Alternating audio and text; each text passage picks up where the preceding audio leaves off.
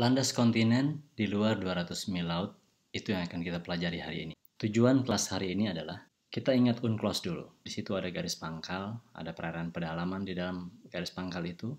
Di luar itu ada laut teritorial, kemudian ada zona tambahan, ada ZEE, 200 mil laut dari garis pangkal. Sampai di sini jelas bahwa semua zona maritim, baik itu laut teritorial, zona tambahan maupun ZEE, itu ditetapkan hanya dengan menggunakan jarak saja diukur dari garis pangkal. Semuanya sederhana, beres, mudah. Bagaimana dengan landas kontinen atau dasar laut? Dasar laut itu bisa melebihi 200 mil laut, tetapi tidak pernah secara tegas dikatakan sampai di mana dia bisa dikuasai oleh suatu negara. Tidak ada jarak yang pasti diukur dari garis pangkalnya. Itu yang akan kita pelajari hari ini. Di luar itu tentu saja kita paham ada namanya the area atau kawasan, mana yang namanya laut bebas. Jadi di sini menarik untuk dipahami bahwa di satu kawasan di luar 200 mil itu bisa jadi ada situasi di mana dasar lautnya punya kita sebagai negara pantai, tapi di atasnya itu laut bebas. Kenapa? Karena air laut bagi suatu negara itu hanya bisa dikuasai maksimal 200 mil. Sementara untuk dasar laut bisa lebih dari 200 mil. Kita juga harus paham mana yang namanya kedaulatan dan hak berdaulat. Nah, khusus untuk landas kontinen itu diatur di pasal 76. Bentuknya seperti ini. Teman-teman mungkin kalau bukan orang hukum akan mabuk melihat begini. Gimana cara memahaminya? Mungkin kita coba pahami ini dengan membaca semuanya, tapi mungkin hasilnya seperti ini. Otak kita pecah. Mari saya coba sederhanakan. Intinya ada 4. Yang namanya landas kontinen itu adalah dasar laut yang mulai diperhitungkan di luar laut teritorialnya. Jadi yang namanya landas kontinen berarti di luar 12 mil dari garis pangkal. Sampai di mana? Sampai batas terluar tepian kontinen. Gak usah penasaran dulu, nanti kita bahas, oke? Jadi setelah laut teritorial sampai batas terluar tepian kontinen. Itu yang namanya landas kontinen. Kedua, ada juga prinsip mengatakan di pasal 76 kalau tepian kontinen tidak mencapai jarak 200 mil laut, maka negara tersebut akan dikasih landas kontinen minimal 200 mil laut. Oke, sampai di sini kita bisa tahu, memang landas kontinen itu bisa lebih dari 200 mil laut. Tetapi kalau seandainya tidak memenuhi syarat-syarat itu, maka negara itu dapat paling tidak 200 mil laut. Maka dari itu kita bisa bayangkan, negara waktu dulu terutama ya, ketika belum tahu situasi dasar lautnya, dia taunya, oke, toh satu negara itu dapat minimal 200 mil laut, ya udah klaim saja dulu landas kontinennya 200 mil laut. Makanya banyak negara di masa itu mengklaim landas kontinen yang sama dengan ZEE-nya, yaitu 200 mil laut dari garis pangkal. Ketiga, landas kontinen di luar 200 mil laut itu memang mungkin menjadi hak suatu negara, tetapi dia harus ditetapkan tidak lagi dengan jarak, tapi dengan memperhatikan apa? Sedimen dan bentuk dasar lautnya. Yang keempat, aturannya juga mengatakan bahwa landas kontinen ini tidak boleh melebihi batasan maksimal yang ditentukan. Jadi ada pembatas maksimalnya, nanti kita akan bahas. Kalau aturan tadi itu kita visualisasi bentuknya seperti ini. Kita tahu bahwa garis pangkal adalah pertemuan antara air laut dengan daratan ketika air rendah. Itu adalah garis pangkal. Kita tahu tadi bahwa landas kontinen itu minimal diperoleh 200 mil dari garis pangkal. Itu 200 mil. Langkah pertama untuk menentukan apakah negara ini berhak atas landas kontinen di luar 200 mil adalah tentukan dulu foot of slope. Foot of slope adalah perubahan drastis antara terjal ke landai. Nah, di luar itu tentu ada sedimen. Langkah berikutnya adalah untuk mengukur sedimen. Ketebalan sedimen, ketebalan batuan sedimen. Misalnya itu adalah ketebalan sedimen yang syaratnya mengatakan 1%. Jadi di mana titik-titik dengan ketebalan minimal 1%, ketebalan sedimen minimal 1%, maka negara itu bisa menguasai landas kontinen sampai pada titik itu. Dalam contoh ini, ketebalan sedimennya adalah diukur dengan cara membandingkan antara tebal sedimen di titik itu dengan jaraknya ke foot of slope. Ilustrasinya seperti ini. Nah, ini adalah misalnya sedimen dari foot of slope ke arah laut lepas makin menipis. Di satu titik tertentu kita bisa ukur ketebalan sedimennya dengan menggunakan survei seismik. Nah, kemudian kita bisa ukur jaraknya titik itu dari foot of slope, sehingga perbandingan antara tebal sedimen di titik itu dengan jaraknya ke foot of slope itu namanya persentase, dan itulah yang angkanya minimal 1%. Oke, mari kita kembali. Jadi yang hijau ini adalah garis yang menghubungkan titik-titik dengan ketebalan sedimen 1% yang diukur dari foot of slope tadi. Jadi menurut syarat pertama, syarat ketebalan sedimen, ini adalah yang hijau ini adalah batas terluar landas kontinen yang bisa dimiliki oleh negara tersebut. Selain itu ada syarat yang lain, yaitu jarak 60 mil dari kaki lereng. Ingat tadi ini kaki lerengnya atau foot of slope-nya, 60 milnya adalah di situ, berarti sejajar dengan kaki lereng. Nah, itu adalah syarat yang kedua. Jadi bisa menggunakan yang hijau, yang ketebalan sedimen, bisa juga menggunakan yang oranye, yang 60 mil dari foot of slope. Kalau Anda jadi penduduk atau presiden negara ini, mana yang akan Anda pilih? Berita baiknya adalah kita bisa memilih kombinasi dari keduanya yang paling menguntungkan. Tentu dari sini kita akan pilih yang ini. Oke. Jadi itu adalah kombinasi dua persyaratan tadi, ketebalan sedimen 1% dan 60 mil dari foot of slope. Apakah sudah berhenti sampai di sini? Ternyata tidak. Kita ingat tadi ada syarat pembatasnya. Kenapa perlu syarat pembatas? Bayangkan kalau misalnya ada negara yang sedimennya banyak banget, sampai ke tengah laut lepas begitu. Berarti dia memiliki dasar lautnya semuanya dong. Kasihan yang lain, tidak adil bagi yang lain. Makanya harus dibatasi juga. Pembatasnya adalah pertama, tidak boleh lebih dari 350 mil dari garis pangkal. Berarti ada yang memotong itu. Itu yang syarat pembatas pertama. Apakah ada syarat pembatas yang lain? Ada. Pembatas yang lain adalah jarak 100 mil laut dari garis kedalaman 2500 isobath. Kalau orang geodesi biasanya tahu nih. Garis kontur kedalaman 2500 adalah garis yang menghubungkan titik-titik dengan kedalaman 2500. Jadi kita hubungkan titik itu dengan bentuk garis. Nah, dari garis itu ditarik ke laut lepas sejauh 100 mil. Itulah dia syarat pembatasnya. Mari kita lihat misalnya adalah yang itu. Nah, jadi sekarang ada dua syarat pembatas yang memotong garis hijau tersebut. Mana yang kita pakai? Tentu saja yang paling menguntungkan juga, yaitu kombinasi lagi-lagi ini dari dua pemotong tersebut. Sehingga dari situ kemudian kita bisa tahu bahwa batas terluar landas kontinen final dari negara ini adalah yang itu. Satu garis yang kita tahu itu merupakan kombinasi dari 4 hal tadi. Pertama, 60 mil laut dari foot of slope. Kedua, ketebalan sedimen tadi kita tahu. Ketiga dan keempat adalah syarat pembatas tadi. Nah, inilah batas terluar yang hasil penelitian kita yang harus kita laporkan atau ajukan kepada PBB, dalam hal ini United Nations Commission on the Limits of the Continental Shelf, UNCLCS. Dialah yang akan menilai nanti apakah pengajuan kita ini benar.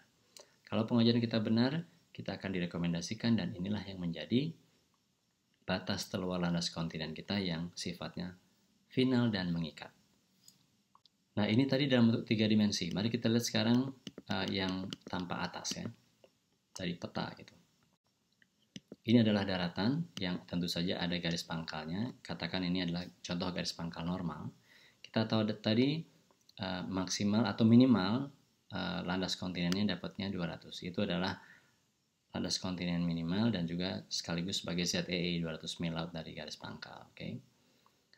Nah, sekarang kita tentukan dulu ini adalah isobath dari garis kedalaman 2500, jadi garis kontur yang mewakili kedalaman 2500 misalnya seperti ini. Setelah itu kita tentukan foot of slope. Foot of slope adalah tadi perubahan dari terjal ke landai. Nah, yang pertama kita tentukan adalah apa? Sedimennya di mana? Sedimen 1%-nya ternyata di situ. Jadi artinya garis merah ini merupakan titik-titik dengan ketebalan sedimen 1% yang diukur dari foot of slope. Nah, kedua tadi apa? 60 mil dari foot of slope.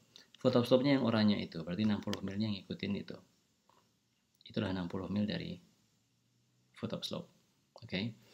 Nah, berarti kita sekarang sudah punya dua, yaitu ketebalan sedimen yang 200 dan foot of slope yang warnanya merah tua itu.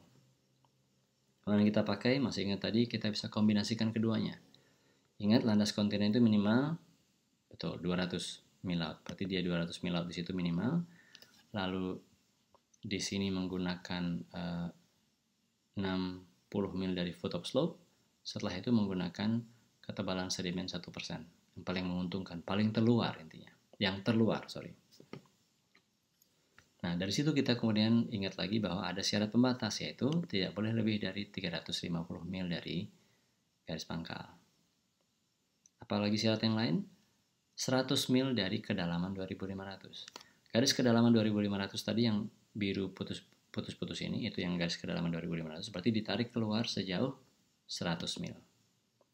Nah, itu adalah 100 milnya dari garis kedalaman 2500.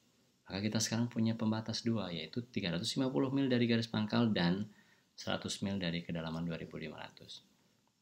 Mana yang kita pakai sekarang? Kita kombinasikan semuanya, minimal 200, kemudian ngikutin 60 mil dari foot of slope, kemudian ketebalan sedimen, kemudian 350 mil dari garis pangkal, dan 100 mil dari 2500 isobar. Itu yang maksimal berarti yang bisa diklaim oleh negara ini. Dan itu dihubungkan dengan garis lurus yang segmen garisnya maksimal 60 mil. Mudah-mudahan sampai di sini teman-teman sudah jelas ya. Kapan suatu negara boleh mengklaim atau mengajukan klaim ini kepada PBB? Jawabannya adalah menurut UNCLOS itu 10 tahun sejak berlakunya UNCLOS bagi negara tersebut. Oke, misalnya kalau suatu negara mengklaim atau meratifikasi UNCLOS tahun 2010, berarti dia harus mengajukan landas kontinen ini, 200 di atas 200 mil ini, paling telat tahun 2020. Nah, jadi kalau bagaimana dengan Indonesia? Indonesia kan meratifikasi UNCLOS ini tahun 1985. Berarti harusnya secara teori, Indonesia sudah harusnya mengajukan landas kontinen lebih dari 200 mil ini kepada PBB tahun 1995. Tapi mari kita lihat. Jadi landas kontinen di atas 200 mil ini diajukan kepada PBB melalui sebuah lembaga bernama, tadi saya bilang, UNCLCS, United Nations Commission on the Limit of the Continental Shelf. Alamat websitenya ada di situ. Ini merupakan satu badan yang dibentuk oleh PBB, terdiri dari 21 ahli teknis yang berasal dari negara-negara anggota UNCLOS.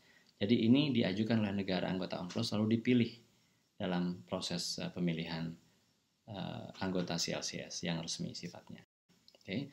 Nah, menariknya, CLCS yang pertama itu dibentuk pada tahun 1997. UNCLOS itu ditandatangani tahun 82, tapi berlakunya tahun 94. Kenapa lama sekali? Karena menunggu ada sejumlah sekian negara dulu yang harus meratifikasi, baru dia bisa berlaku. Tahun 94 dia berlaku gitu. Nah, tahun 97 dibentuklah CLCS ini, Commission on the Limits of the Continental Shelf. Tapi kan belum bekerja. Dia bekerja, apa yang dilakukan pertama kali? Membuat petunjuk, membuat guidelines. Guidelines itu kemudian berhasil dibuat pada tahun 1999. Guidelines apa ini? Ini adalah guidelines bagi negara-negara bagaimana caranya mengajukan landas kontinen di luar 200 mil itu. Oke. Nah, artinya petunjuknya baru ada tahun 1999. Artinya, kalau misalnya tetap ngikutin aturan UNCLOS tadi bahwa 10 tahun sejak ratifikasi harus sudah mengajukan, menjadi nggak adil dong bagi negara seperti Indonesia. Indonesia meratifikasi tahun 85. Kalau ngikutin aturan UNCLOS berarti tahun 95 harus mengajukan. Padahal petunjuknya saja baru jadi tahun 99. Ya kan? Makanya kemudian sidang negara anggota UNCLOS waktu itu menetapkan bahwa 10 tahun pengajuan landas kontinen itu dihitung tidak lagi dari ratifikasi, tapi dari sejak berlakunya guidelines atau petunjuk itu tahun 99, berarti menjadi tahun 2009 pertama kali deadline-nya. Tapi tentu saja ini berlaku untuk negara-negara yang meratifikasi UNCLOS sebelum tahun 99. Kalau mereka meratifikasi UNCLOS hari ini misalnya ya tahun 2020, berarti tetap tahun 2030 dia akan wajib untuk menyerahkan landas kontinen itu kepada PBB. Oke. Nah, jadi artinya 2009 adalah deadline. Yang menarik kemudian setelah mendekati 2009, ternyata tidak semua negara berhasil untuk menentukan batas terluar landas kontinennya. Kenapa tadi? Karena itu memerlukan proses yang rumit. Ada survei batimetri, survei seismik segala macam, itu perlu uang yang banyak, perlu manpower yang banyak gitu. Tidak semua negara bisa melakukan itu, sehingga akhirnya negara-negara juga bersepakat lagi. Kayaknya nggak mungkin deh kita memaksakan ini tahun 2009 katanya. Makanya dibuatlah syarat yang lebih lunak. Deadline-nya tetap 2009, tetapi kalau ada negara yang mau mengajukan, itu boleh mengajukan secara sementara saja. Jadi tidak harus menggunakan data-data yang lengkap banget, tapi pokoknya menyerahkan selembar kertas saja, pokoknya saya mau mengajukan, kira-kira di sini nanti data menyusul, kira-kira begitulah dalam bahasa sederhana ya. Nah, kemudian mari kita lihat apa yang terjadi setelah itu. Pengajuan oleh negara-negara itu tabelnya. Tahun 2001 ada yang mengajukan, ini rajin banget nih, Rusia yang paling rajin. Lalu 2004 ada yang mengajukan dua negara. Kemudian 2005 ada segala macam. Mari kita lihat yang paling tinggi tahun berapa? 2009. Kenapa 2009 paling tinggi? Ya karena memang itu deadline-nya. Jadi saya sering guyon itu rupanya negara-negara ini sama dengan mahasiswa.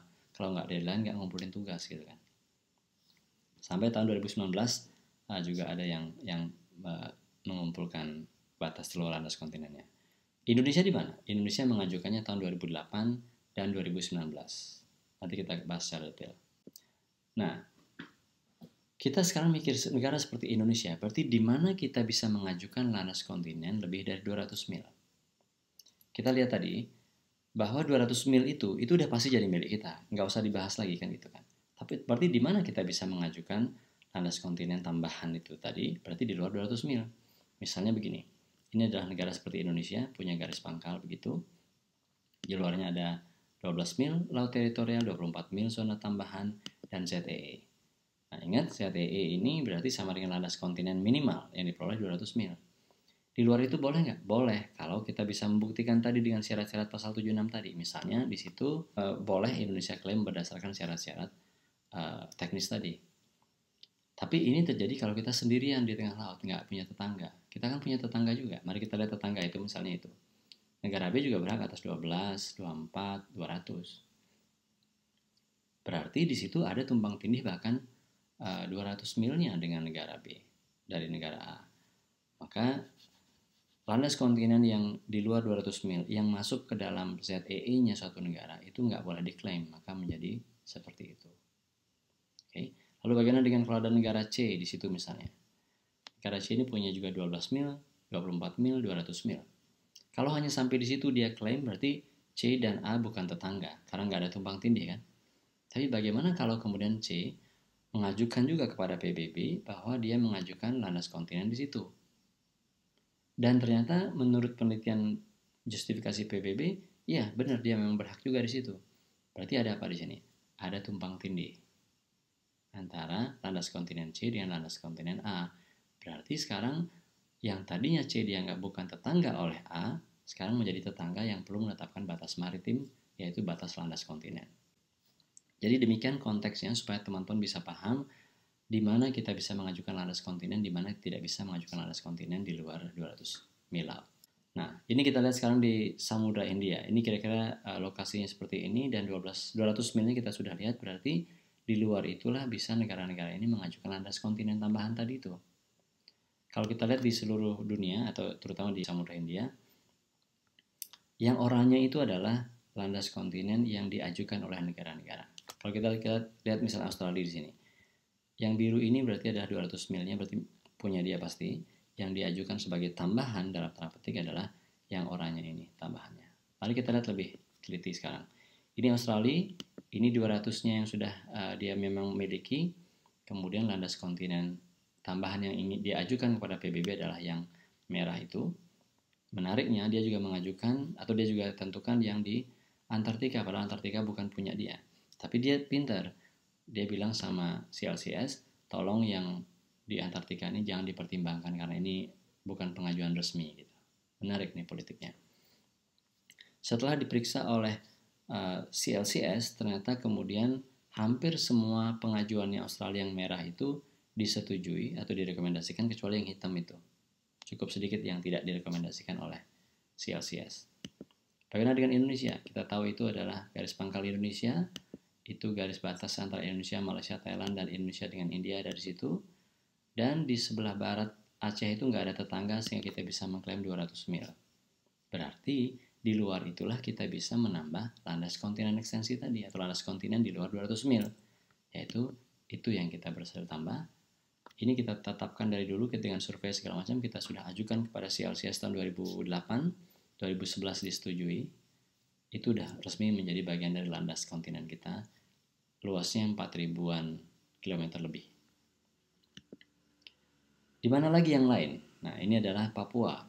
Di utara Papua kita berhak atas 200 mil, Papua Nugini juga berhak 200 mil, kemudian ada negara bernama Federated State of Micronesia berhak atas 200 mil juga, Palau juga.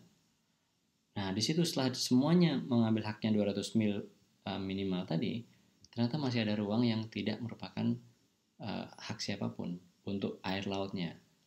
Tapi untuk dasar lautnya berarti semuanya boleh mencoba. Indonesia, Papua Nugini, FSM, Palau juga. Nah, ternyata setelah kita lihat, itu adalah garis tengah antara Indonesia dengan PNG. Itu yang diajukan oleh PNG sebagai landas kontinen ekstensi, lihat itu, di luar 200-nya sampai dengan 200 milnya FSM. Itu oleh PNG tahun 2009, lalu oleh FSM tahun 2013 sudah mengajukan juga. Indonesia di mana? Berarti potensi Indonesia adalah di sekitar situ. Kan 200 mil lebih. Mari kita lihat Indonesia sudah mengajukan ini di utara Papua tahun 2019 kemarin, Desember. Ini yang diajukan. Jadi ini adalah Papua, ini adalah 200 mil kita di sini. Nah, ini yang diajukan di luar 200 mil, sekitar itu. Kenapa kita harus mengajukan? Karena memang kalau kita tidak ajukan, deadline-nya nanti baru lewat. Apakah pasti kita mendapat untung dari situ? Belum tentu. Tapi paling tidak kita secure dulu, kita harus miliki dulu ruangnya, baru nanti adakan penelitian ada apa di situ. Daripada sekarang kita tidak klaim, tidak bisa jadi milik kita, nanti tiba-tiba ada orang yang memilikinya dan ternyata hasilnya di sana bahan tambangnya luar biasa, ada berlian, intan, apapun itu, mungkin kita menyesal. Nah, lalu apa yang mungkin ada di landas kontinen itu? Ini adalah contoh saya ikut survei dengan Australia. Ingat, Australia tadi berhasil mendapatkan landas kontinen yang sangat luas. Mereka mengadakan survei untuk mengetahui apa potensinya. Saya kebetulan ikut 2008-2009, jadi selama sebulan di laut untuk mengikut, meneliti, dan melakukan survei di situ. Sangat menarik. Ini adalah sumber daya yang bisa dimanfaatkan juga dari landas kontinen, ada namanya black smokers. Black smokers itu adalah seperti gunung berapi kecil di bawah gitu mengeluarkan magma sehingga panas. Nah, panas itu bisa kita manfaatkan untuk energi. Ada polymetallic nodules, itu seperti gumpalan-gumpalan yang memerangkap bahan-bahan yang penting, mungkin logam dan segala macam itu ada di situ. Ada gas hydrate, ada juga living resources, ada microbiological ecosystem. Jadi kita jadi tahu bagaimana perilaku jasa ternik di bawah laut itu menentukan mungkin bisa kita manfaatkan untuk kepentingan biologi di masa depan dan segala macam. Jadi itu adalah potensi yang ada di dasar laut yang mungkin sekarang belum kita ketahui, tapi paling tidak kita harus miliki dulu dasar lautnya, baru kita nanti mengarah pada penelitian ini. Oke, yang kemudian penting bagi kita pikirkan adalah bagaimana dengan tantangan dan kesempatan yang ada. Karena kita lagi berjuang untuk mendapatkan kawasan yang lebih banyak atau area yang lebih banyak, pasti ada kemungkinan sengketa atas hak berdaulat. Karena ini bagian dari landas kontinen, jadi bukan kedaulatan tapi hak berdaulat. Tentu saja ada potensi rebutannya akan ada di situ. Ingat kita dengan FSM misalnya, yang tadinya bukan tetangga kita, sekarang mungkin akan menjadi tetangga kita. Akan ada kompetisi dalam pemanfaatan sumber daya laut. Kita akan menghadapi persoalan terkait teknologi yang bisa digunakan dan human resources atau sumber daya manusia yang akan bisa melakukan pekerjaan itu. Tidak mudah. Dan tentu saja ini akan ada isu soal kolaborasi. Apakah kita berkolaborasi dengan negara tetangga atau tidak? Dengan siapa kita berkolaborasi, dengan siapa kita tidak berkolaborasi, dan segala macam. Nah, kesimpulannya adalah bagi kita orang geodesi, ketegasan spasial ini penting. Jadi kejelasan spasial penting itu artinya sampai di mana kita berhak dan sudah disetujui. Ruangnya dulu. Baru setelah ruangnya disetujui, baru kita bisa bicara soal potensi resource-nya, potensi sumber dayanya. Jadi itu perlu riset, perlu survei. Kemudian eksplorasi dan eksploitasi sumber daya itu memerlukan kerjasama. Kita nggak mungkin melakukan sendiri. Teknologinya berbeda-beda. Nah, jadi kemajuan teknologi menjadi kunci di situ untuk bisa mengeksplorasi itu. Dan organisasi di kawasan itu bisa memainkan peran penting bagaimana menjaga atau memastikan adanya kolaborasi sehingga eksplorasi dan eksploitasi itu bisa berjalan dengan baik. Jadi saya kira begitu teman-teman sekalian, biar nanti ada gambaran jelas bahwa kita berhak atas landas kontinen lebih dari 200 mil dan ini potensinya yang bisa kita kembangkan di masa depan. Terima kasih.